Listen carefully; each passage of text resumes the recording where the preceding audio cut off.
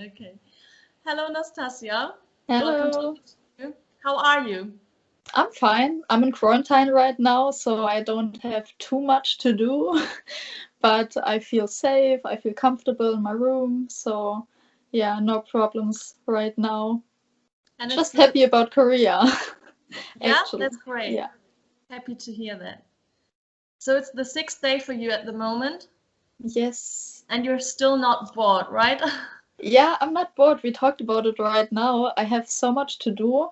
I think you have to make yourself a list what you want to do in quarantine, and then you are not going to be bored. Some video chats with family and friends, that helps a lot. Yeah, Perfect. I'm glad to hear that. thanks. Okay, so you are originally from Germany? Yes, I'm from Germany and I'm studying international business. I'm 20 years old. I'm turning 21 in Korea. Yeah. Okay. So I will now start with a little Q&A. We've collected questions from our followers on Instagram, Yes. and I will start with more general questions about your studies. So the first question is, how many semesters have you already done in your degree? 5. I have now started the 6th semester in Korea. So yeah, that's quite a lot actually. I'm surprised, but yeah. Okay. And your major is international business management? Exactly. It's a science major. So international business, and my focus is marketing. That's why Nice. Korea was like really a good place to go because yeah, it's very interesting here. Okay, and what are your courses going to be abroad? I try to focus really on courses about Korea to learn about the culture, the economy and stuff. So I try to do courses like Korea and the world, Korean media industry, and Korean politics. That's very interesting too. And yes, so it's gonna be a lot of Korean, but that's Nice. why I'm here. Yeah, that's perfect. So you can learn a lot about the culture in university as well. Yes, and a language course. I'm doing that too. Yeah, just to understand a little bit here. It's something totally different, so it's important to know some words to be polite and yeah, to appear friendly too. I think it's important. Yeah, true. It's always good to learn the language to immerse yourself in the culture, right? Yeah. Have you known any language skills in Korean before, or is that the first time ever for you? Actually, I learned some of the alphabet, so I can read Korean, but I don't understand the words that I'm reading. So I hope to make that better. And yeah, so I know the alphabet and I can read it. I can say some basic words like thank you, 감사합니다, or hello, 안녕하세요. And yeah, that was helpful at the airport. I was a little bit more comfortable with the locals. And how do they react when you speak Korean to them? Oh, they're so kind. They're so lovely. Like, oh, do you speak Korean? Anio? No, I don't. Oh, but you're so good. And I'm like, oh, thank you. How did you Yeah. learn? How did you learn the alphabet and the first words? Through the internet. There's like a lot of videos on YouTube, and that's really easy. If you want to do it, you can do it without a teacher. That's great. Okay. So that leads to the next question, which is obviously, what made you decide to do an exchange semester in South Korea? That's interesting. I guess most of the students are here because they really like K-pop. I'm more into K-dramas, but honestly, I didn't know K-dramas and K-pop until I yeah, decided for Korea. I just wanted to go somewhere different, like totally different culturally. So I wanted to go to Asia. That was the first idea of mine. And then I was dealing with all those countries and I was collecting information. And then I came across Korea and I kind of stopped there. I really liked it, and yeah, then I came into K-dramas. They're really fun, and I think it's very interesting, so yeah, I decided to do it. Okay, yeah, that's great. I think when you get into the Korean culture, you just got more and more into it. It's so fascinating, isn't it? Yeah. So when did you apply and when did you start planning your exchange semester? Actually, I was planning to go 2019, but that didn't work because of my university, and then I wanted to go in 2020 through my university, but then COVID happened and it was a little bit different. So my university stopped their program to Korea, and I had to decide what to do, and I wanted to go to Korea. I really wanted to go there. And then I looked through the internet and came across Asia Exchange, and yeah, then I applied, I think in September 2020. And yeah, but the plans were set in 2019, so a long time. Yeah. Yeah. And now you're finally here. Yes. Okay.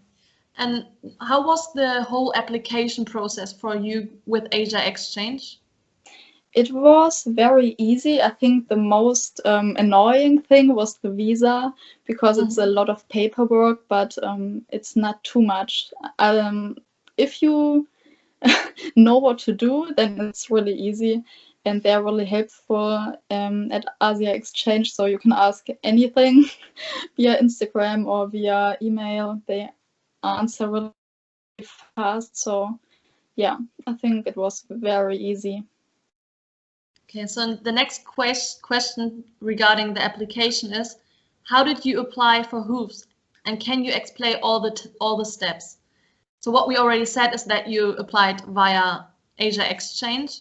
Exactly, and to be honest, that was like the only step. I applied through Asia Exchange, and then I got the email like not even a week later that I am in. And yeah, then all the emails came about what to do for the dormitory and for quarantine. That was like a new thing. And yeah, I think getting in there, getting accepted is not too too long of a process. It's really easy. That also leads us to the next question. Do you need to have high grades, or is it possible to study in Korea when you're not very good in studying, but you're quite good in English? I think English is very important because, yeah, as I said, the language here is different. And yeah, I think you don't have to be that good. I don't know. I have a friend who got into Asia Exchange. She wasn't that good. She just wanted to go here and was like interested in it. I think that's enough. But I don't know for the universities personally. I mean, I only have to be. I don't have to have like a special grade to do here. It's just getting through and having a good time. But maybe some universities want you to have like 2.0 or something. I'm not sure about that. Yeah, I absolutely agree. And actually, HOOFs has those requirements, but when you apply through Asia Exchange, it's actually not important at all how your grades are. It's just your mindset has to be right. You just need to be willing to learn in Korea, because otherwise I think you won't have a lot out of the whole experience, right? Yes. You will spend a lot of time in university probably. Yeah. Okay. So was it difficult to get a visa? I think you already mentioned that it was quite stressful, but was it also difficult? For me, I mean, I'm from Germany, so I don't know about other countries, but for me it was easier, I think, than for other countries. I don't know. Okay. But the formulas and stuff, that's all online, so you can download that and just go through it calmly. You have to put in a lot of information. For example, also about the countries you have visited, like the years before applying. That was interesting. I didn't know that too, but I think that was the thing which took the longest to gather all that information about the dates and stuff. But yeah, for me it was quite easy. It takes some time, but after a week you're done. It was worth it. It was definitely worth it. Okay. Do you know if your courses will be online or offline? That depends on the regulations, but courses under 50 persons are offline until now. I don't know what happens next, but yeah, that's like the information we have. And so my language course will probably be offline, and bigger courses will be online, but we will see when the university starts. They decide that very late, so that it may be offline, even if now it's not the situation to be offline. But yeah, they decided at that point when it starts. Okay, but that's awesome that the language course is in person, because I think that's the most important. Yes, I was so happy to hear that because I tried to do a language course in Germany, but it wasn't that good, so I stopped. Online it was very hard. I can imagine. Okay, so that was more the general questions. We're now going to dive into the whole quarantine thing. Oh, it's very interesting. So many people were so interested in that. So we will start first with the basic, like how did you find an Airbnb that allowed quarantining there? And did you choose it yourself, or was that the government who chose it for you? I chose it myself. So I'm a long-term resident of Korea because I'm a student. So I can choose a stay for myself, but it has to be approved to be a quarantine accommodation. So I was just going to Airbnb. You have to do that like very early because there are a lot of students here, international students who want to go abroad. So I just went to Airbnb and looked through all those accommodations, and I asked the hosts if they are doing quarantine in their accommodations, if they allow it. And a lot of hosts actually said no, because maybe it was like a shared house or something. So you have to be in a room alone. And it's the best if you have a own bathroom, because I heard that there are some problems if you are sharing a bathroom at the immigration process. It's not that easy to get to know those information, but I guess it's better to have a room for yourself with a bathroom, and then you're fine. So yeah, I searched it just online, and yeah, it was fine. I mean, there are a lot of Airbnbs here. And you know other people who are in Korea right now, right? Yeah, right. I have contact to all those internationals through Asia Exchange. So we're in good contact. We're chatting all through quarantine. You're all doing quarantine together, but separate. Yeah, exactly. You hang in there together. That's great. How did you got to know them? Actually, we went to a Facebook group together. Asia Exchange did a Facebook group, and yeah, then we made a Discord group, and then we made Kakao chat, and then we made WhatsApp chats, and split into different groups also. I recommend that, to split maybe in a group where you are flying together. I was flying with Lufthansa, and 6 more people were flying with Lufthansa too, so we made an own chat, and yeah, that's how it went. That's awesome. Okay. 6 people, that's a lot. Yeah, we were so much. Yeah. How comfortable, then you're not afraid to fly to Korea on your own, you're just in good company. That's good. Yeah. Okay. So the next question. That's a question that I think personally you don't have to answer, but many people were of course interested in that. How expensive is the quarantine in total? You can just guess. Yes, so my Airbnb costs around 360 euros. So I guess it's normal or a little higher than normal. I'm not sure, but I think it's around that amount of money you have to think about. And yeah, you have to buy food. Actually, my host bought it for me, so he was very kind and was willing to buy me food to quarantine here. So I didn't have that much of yeah, expenses here for food. But yeah, I mean, you can guess what delivery food is cost. So yeah. I will come to food later because people were obviously interested in that too. Okay. But for clarification, so you said around 300, but per week? 360 in general, like for 14 days, 2 14 weeks. days. Okay. Yes, yes, exactly. Yeah, that's not too bad. No, no, no. Perfect. So the next question. Yeah, the food. How did you get your food?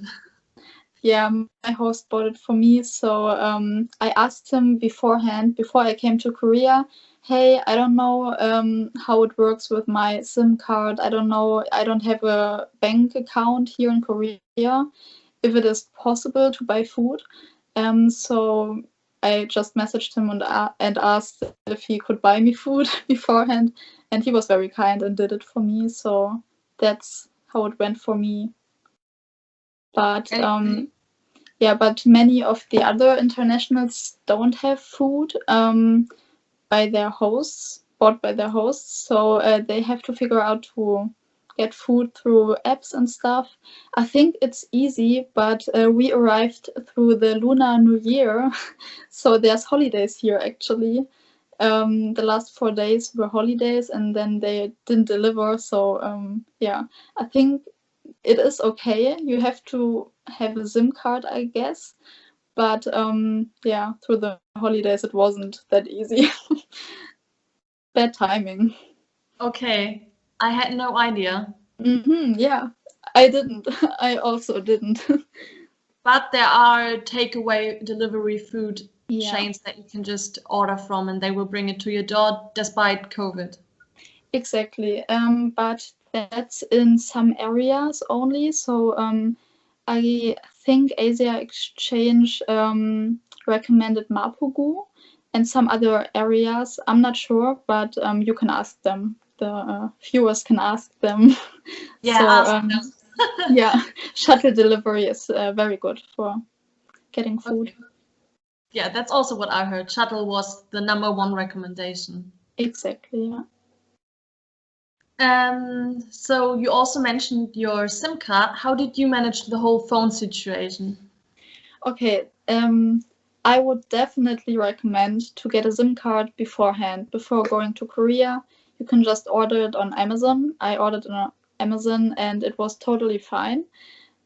Because at the immigration process, you need a phone number or you need a phone number of a contact person, but it's way easier to do everything with an own phone number because they can contact you personally and you don't have to trust your host for everything. So yeah, I definitely recommend to get a phone number before going to Korea and just insert it to the phone like in the flight or something. Oh, perfect. Because I heard that others had definitely struggles with their SIM card and they bought it, I think, at the airport or on the way. Yes. Yeah, you can buy it on websites like Tracy, I think, and you can get it at the airport. But the thing is, you can pick it up at the airport after the immigration process, so it's not gonna work for the immigration process. Yeah. That's a very helpful information. I had no idea that you can actually order from Amazon, but I think Amazon delivers everything. So yeah, that's so true. I didn't know either. Yeah, how did you find out about that? Some international student taught me about that. Oh, yeah. So the next questions are more about the whole flight landing process. So when you landed at the airport, was there someone waiting for you, like a health manager or someone from the agency or your host, or how did all this work? Okay, so the flight was fine. It was beautiful. I saw Korea from above. And then we landed, and then right after we got off the plane, there was like an official who wanted to see the PCR test, and there were like a lot of officials there, so you won't get lost. You definitely won't get lost. And they just manage everything to stand in the right line, that you stand in the right line, that you are doing just fine, everything. So yeah, there is someone, but not the host or someone from the agency. It's the officials from the Korean airport. And then you ordered a taxi to get to your Airbnb? Yes, so then there was the whole process of checking the temperature. So we started off with a desk. There was like a man who was checking your temperature, who got the formulas which you already got handed out on the plane. And then if your temperature was low enough, I think under 37.5 degrees, then you could go on to the next immigration steps, and there were like, I don't know, 6 steps or something for your visa, for the quarantine app, to download it, to put every information in. And they also called your Korean contact, so make sure that you have the phone number and that he's answering at that time. Maybe just ask him to answer at that time. And the contact from the Airbnb? Yeah, Yeah. My contact was the host from the Airbnb, but it can also be just a Korean friend who can confirm that you are quarantining in an Airbnb. Maybe he has to know the address, I guess. And yeah, then there's like the normal immigration process of your fingertips and the visa and stuff. And then you go through a desk, I guess. Also, it's like a lady. For me, it was a lady who was asking, yeah, you're an international student. I was like, yeah, okay, then come here. And then she taught me about everything I have to do now.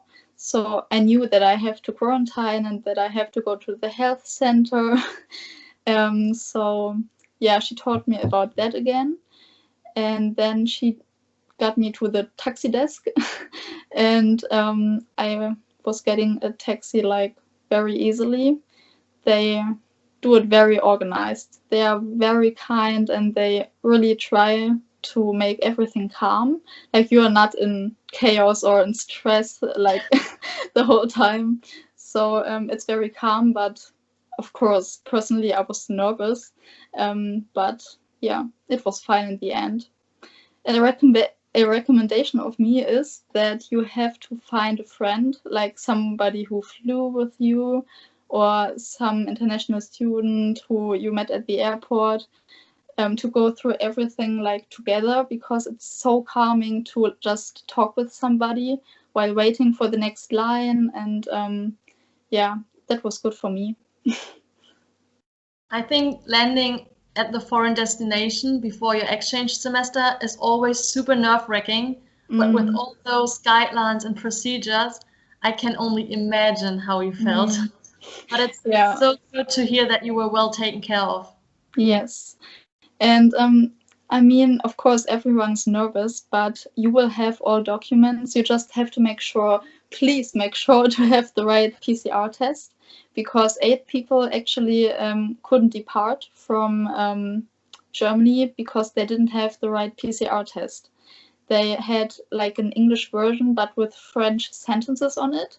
So really make sure that it's like the right one, that it's in English only, and that there's a stamp on it. And then, of course, you have to have the visa, your passport, everything you will know, like it's obvious.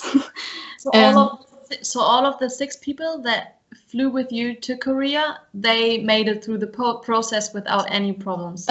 one girl wasn't with us then because she didn't have the right test, so Okay. it was written in French, but the other ones made it. So where did you make your test? I was doing it at the airport, Centogene. It is in Germany, like Centogene Test Center. So that was fine. I got the English version and it was like really fast. I was departing on Monday and I was doing the test on Saturday morning. So yeah, I got the result on Saturday evening. It was really fast. Okay. Yeah. Yeah, I guess. That's actually it from my Yeah. questions. Okay. Yeah, I mean, the immigration process, international students don't have to be worried because if you have everything, then it will be fine, but you really have to have every information. A recommendation by me is also to have the address in Korean, like in Hangul, and in English maybe, and in your phone number. You can print it out, but also have it in your phone number so that you don't have to type it in the app and just copy and paste it. It's like easier. Yeah, that's a recommendation, and I guess it will be fine. Is there anything else you would recommend anyone who wants to go abroad, not especially to Korea, but in general? Just do it, please. I met so many beautiful people, and I'm not even in Korea, in the real Korea right now. I'm only in the Airbnb, but I already met so many people who are so kind, who I really connected with. And I think it's worth it, even though COVID makes it hard. But yeah, I totally recommend it just to step out of your comfort zone. I think it's very important. So even during those times we have COVID, it is of course not easy to get abroad. There are some measures that you have to take, which you normally would not take. But would you say in the end that you feel safe and that you think you would always do it again, or is there some kind of regret? No, especially not regret. So I feel safe. I'm in Korea. It's like very organized here. I guess it's more organized than in Germany. It's not a lockdown here. I can go to a restaurant or to a cafe. It's like even an improvement to Europe. So if you can go abroad, then just do it because, yeah, I really liked it and I don't regret it at all. Okay. Thank you. I'm so excited how your semester will turn out. I hope that you can get all the experience in Seoul, connect with the culture, immerse with the culture, learn the language. Yes, yes, I try my best. I hope so too, but I think it will work out, everything. Okay, then thank you for the interview. Thank you so much for having me.